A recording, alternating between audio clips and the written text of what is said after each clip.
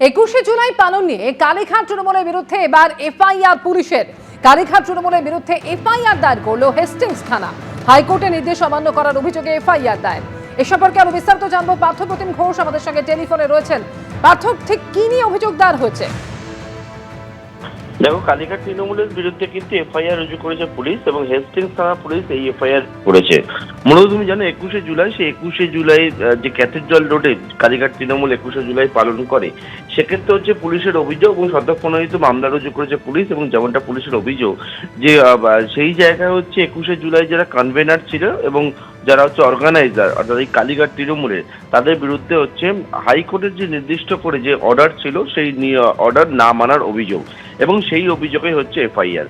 মূলত হাইকোর্টের তরফ থেকে যে বিষয় নির্দিষ্ট করে বলে দেওয়া হয়েছিল যে রাস্তার একটা প্রান্তের কথা উল্লেখ করে যে ক্যাথেড্রাল রোডে কালীঘাট তৃণমূল সেই প্রান্তে হচ্ছে তাদের 21শে জুলাই সেটা কিন্তু অনুষ্ঠান করবে এবং ঠিক অপর যে প্রান্ত রয়েছে সেখান থেকে গাড়ি চলাচল করবে।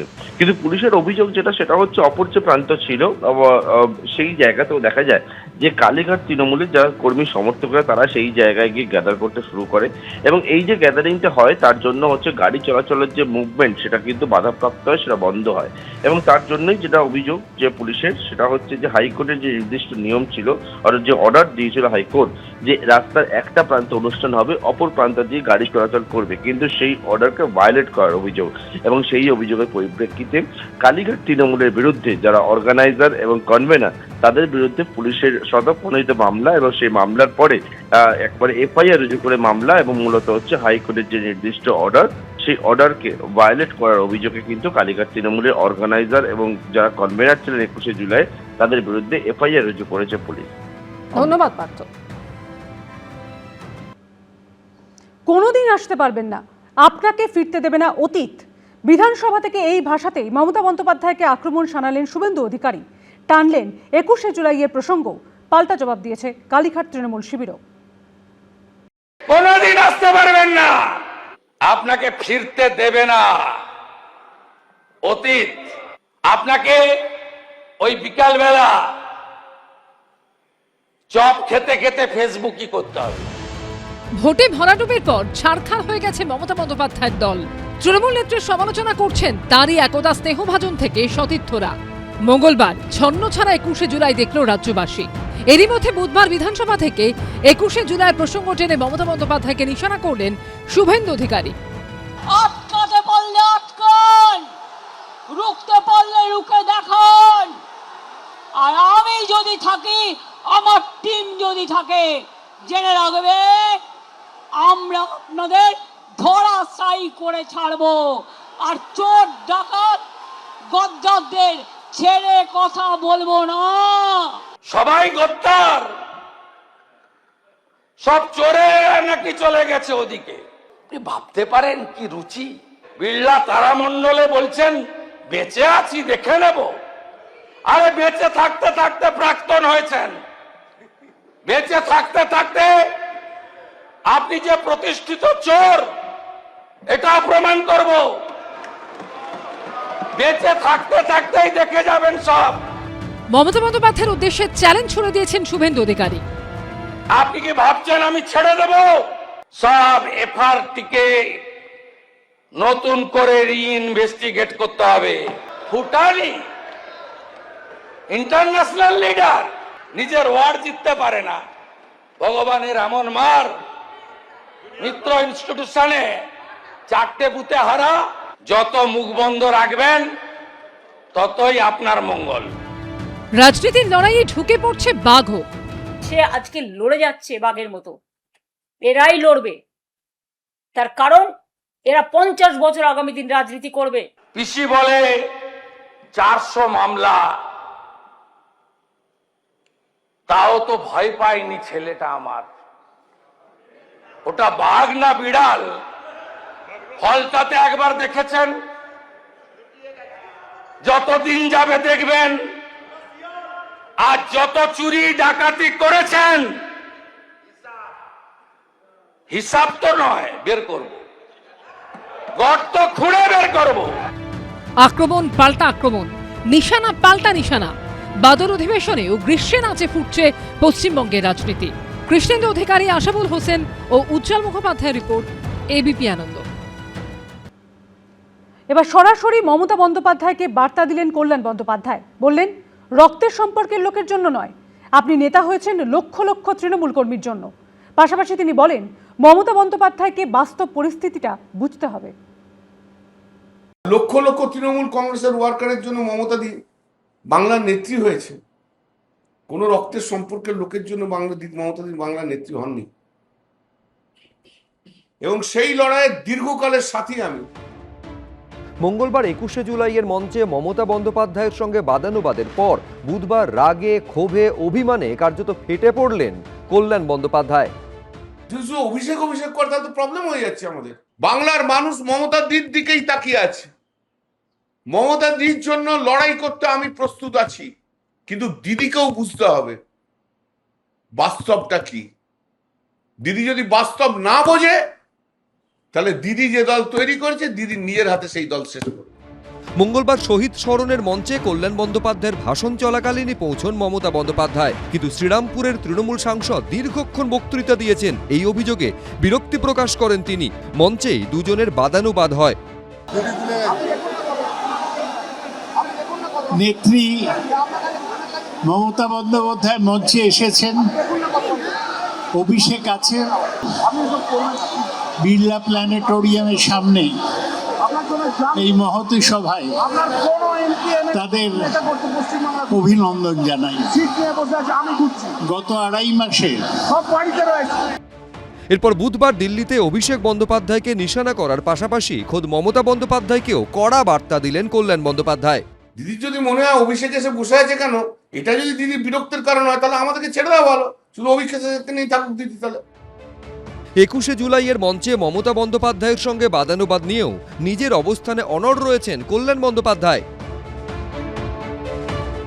কেউ তো কানের মধ্যে গুঁজেছে 1 ঘন্টা বক্তৃতা দিচ্ছে, আর দিদি এমনি এমনি করে ঘড়ি দেখালেই হবে। 1 ঘন্টা ধরে বলছে, 1 ঘন্টা ধরে বলছে, মেনে নেবো আমি দিদিকে ভালোবাসি, দিদিকে শ্রদ্ধা করি, দিদির জন্য সবকিছু করতে রাজি আছি, কিন্তু দিদিকেও রিজনেবল হতে হবে। মমতা বন্দ্যোপাধ্যায় দীর্ঘ দিনের সৈনিক, কল্যাণদার বক্তব্যের উপর আমি বাড়তি কোনো কথা বলবো না। সব মিলিয়ে কালীঘাট তৃণমূলে ক্ষোভের পাহাড় জমছেই। বিজেন্দ্র সিংহ, কৃষ্ণেন্দু অধিকারী, আশাবুল হোসেন, এবিপি আনন্দ। পুরনিয়োগ দুর্নীতি মামলায় ইডিতে হাজিরা দিলেন মদন মিত্র ছেলে শুভরূপ। সূত্রের দাবি, ব্যাংকের নথিপত্র নিয়ে তিনি আসেন ইডির দফতরে। বেরোন প্রায় 9 ঘন্টা পর। বেরোনোর পর ক্যামেরার সামনে মুখ খুলতে চাননি শুভরূপ মিত্র। ঋতব্রত তৃণমূলের নাম লেখানো মদন মিত্রকে পুরনিয়োগ দুর্নীতির মামলায় ডেকে পাঠিয়েছে এনফোর্সমেন্ট ডিরেক্টরেট।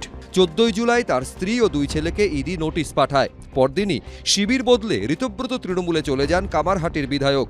ইডির তলবে বুধবার সিজিও কমপ্লেক্সে হাজিরা দেন মদন মিত্রর এক ছেলে। সূত্রের দাবি, ব্যাংকের নথিপত্র নিয়ে তিনি আসেন ইডির দফতরে। প্রায় 9 ঘন্টা পর ইডি অফিস থেকে বেরোন মদন মিত্রর ছেলে।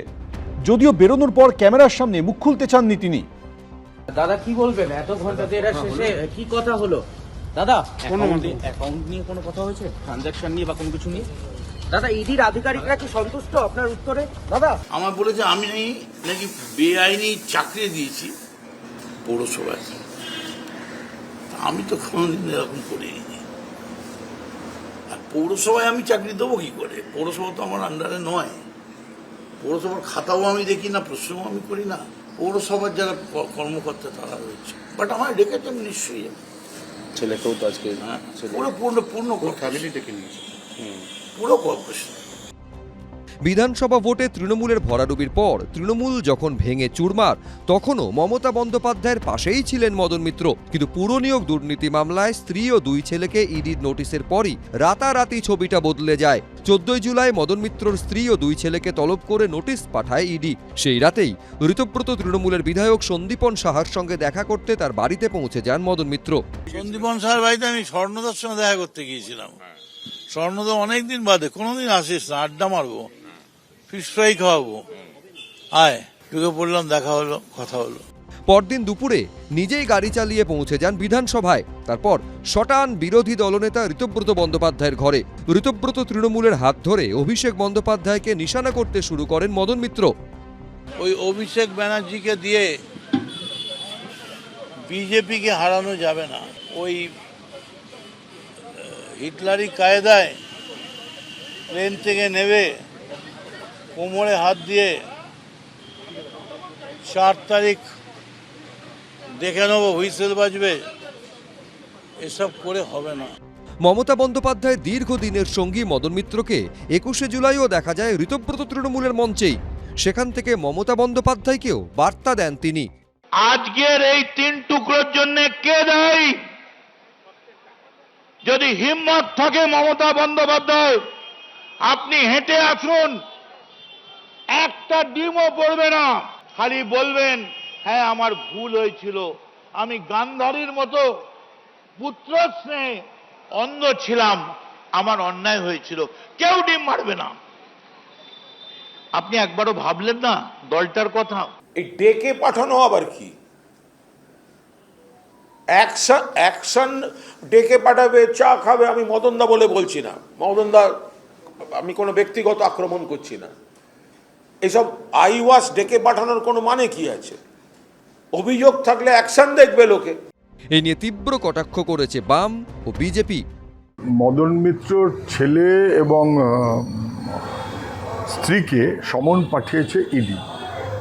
ওরা যাবেন, দেখা করবেন। মদন মিত্র বলেছেন তিনি দেখা করবেন। ইডির সমন পাঠালো, এটা কোনো গুরুত্বপূর্ণ বিষয় নয়। মদন মিত্রকে সপরিবারে ডেকেছেন, আর দুদিন পরে তো দুর্গা ঠাকুরকে সপরিবারে আমরা ডাকবো। মদন মিত্র কে যে তাকে সপরিবারে ডাকা যাবে না? আপনারা তো চিন্তিত কেন? মদনবাবু খুশি আছেন, তার বাড়ির সবাই খুশি আছেন, আপনাদের এত সমস্যা কি? ডাক পেয়েছেন, যাবেন। যদি না যান প্রশাসন ব্যবস্থা নেবেন। পুরনিয়োগ দুর্নীতি মামলায় গ্রেফতার হয়েছেন প্রাক্তন দমকল মন্ত্রী সুজিত বসু। এবার পুরনিয়োগ দুর্নীতির মামলায় মদন মিত্রকে ডেকেছে ইডি। আবির দত্ত, কৃষ্ণেন্দু অধিকারী, এবিপি আনন্দ। ভারতে প্রথমবার আসছে ডেঙ্গি ভ্যাকসিন। কিউ ডেঙ্গা ভ্যাকসিন বাণিজ্যিকভাবে বিক্রির অনুমোদন দিল drugs controller general of India. তবে এই ভ্যাকসিন বাজারে আসতে আরও কয়েক মাস সময় লাগবে বলে জানিয়েছেন স্বাস্থ্যমন্ত্রী। বছর বছর বর্ষা এলেই রাজ্যে বাড়ে ডেঙ্গির প্রকোপ। প্রতি বছর মশাবাহিত রোগে আক্রান্ত হন হাজার হাজার মানুষ। সেই লড়াইয়ে এবার নতুন হাতিয়ার পেল দেশ। ভারতে প্রথমবার আসতে চলেছে ডেঙ্গির প্রতিষেধক vaccine. Drugs controller general of India বাণিজ্যিকভাবে ডেঙ্গির ভ্যাকসিন কিউ ডেঙ্গা ব্যবহারের অনুমোদন দিয়েছে। জাপানের তাকেদা বায়োফার্মাসিউটিক্যালসের তৈরি এই ভ্যাকসিন 4 থেকে 60 বছর বয়সীদের দেওয়া যাবে। সংস্থার দাবি, এই ভ্যাকসিন নেওয়ার জন্য কোনো প্রি ভ্যাকসিনেশন স্ক্রিনিংয়ের প্রয়োজন হবে না। অর্থাৎ আগে কখনো ডেঙ্গি হয়েছে কি না তা যাচাই না করেও এই টিকা নেওয়া সম্ভব। এটা ঠিক যে একবার দুবার ডেঙ্গু হয়ে গেলে মানুষ ডেঙ্গু ইমিউন হয়ে যায়, তো সেটা যদি আমি আর্টিফিশিয়ালি একটা ইনফেকশনের মতন করে দিতে পারি, তাহলে আমি ভীষণভাবেই আশাবাদী যে ডেঙ্গুটা প্রিভেন্ট করা যাবে। রিসেন্ট স্টাডিজে দেখা গেছে যে এই ডেঙ্গু ভ্যাকসিনটা is quite safe and effective. প্রস্তুতকারী সংস্থার দাবি, ডেঙ্গি ভাইরাসের 4টি সেরোটাইপের বিরুদ্ধেই সুরক্ষা দিতে সক্ষম এই ভ্যাকসিন। আমাদের কোনো আগে টেস্ট করতে হচ্ছে না যে পেশেন্ট আগে যে ডেঙ্গু ইনফেক্টেড ছিল কি ছিল না, অ্যান্টিবডি আছে কি নেই, স্ট্রেট ভ্যাকসিনটা দিয়ে দেওয়া যাবে। আমরা যে নিউমোনিয়ার একটা ভ্যাকসিন এখন পেয়েছি যে একটা দিলেই লাইফ টাইম হয়ে যাচ্ছে, অনেকটা সেই রকমই হলো যে একটা ভ্যাকসিন দিলে, যদি এখানে আমাদের 2টো ভ্যাকসিন দিতে হবে, প্রথম ভ্যাকসিন 3 মাস পরে আবার সেকেন্ড ভ্যাকসিন, কিন্তু তাতে আমাদের পুরো কভার হয়ে যাবে। ইতিমধ্যেই সুইজারল্যান্ড, ইন্দোনেশিয়া, মালয়েশিয়া সহ 43টি দেশ অনুমোদন পেয়েছে কিউ ডেঙ্গার। 8টির বেশি দেশে অন্তত 28,000 মানুষের উপর চালানো হয় ক্লিনিক্যাল ট্রায়াল। ভারতে সফলভাবে ফেজ 3 ট্রায়ালও সম্পন্ন হয়েছে। কিউডেং ভ্যাকসিন ডিসিজিআই করেছি, 2টি ডোজ লাগবে 3 মাসের অন্তর। আমরা স্বাস্থ্য মন্ত্রণালয় থেকে কথাবার্তা শুরু করব। ডেঙ্গির ভ্যাকসিন নিয়ে আলোচনা হবে, কিন্তু এটা জানুয়ারি ফেব্রুয়ারি মাসের আগে পাবেন না আপনারা, তো সেই সময় আমরা করব। এই ডেঙ্গি সিজনটা আমরা পুরনোভাবেই পালন করতে হবে আর কি। চলতি বছর 30শে এপ্রিল পর্যন্ত এরাজ্যে ডেঙ্গি আক্রান্ত হয়েছেন 770 জন। বর্ষার মৌসুমে ডেঙ্গি এবং অন্যান্য ভেক্টরবাহিত রোগের সংক্রমণ রুখতে তৎপর প্রশাসন। মঙ্গলবার স্বাস্থ্য সচিব, স্বাস্থ্য শিক্ষা অধিকর্তা সহ সংশ্লিষ্ট দপ্তরগুলির সঙ্গে বৈঠকে বসেন স্বাস্থ্যমন্ত্রী। সন্দীপ সরকার, ঝিলম করঞ্জাই, এবিপি আনন্দ, কলকাতা। এবিপি আনন্দ, এগিয়ে থাকে, এগিয়ে রাখে।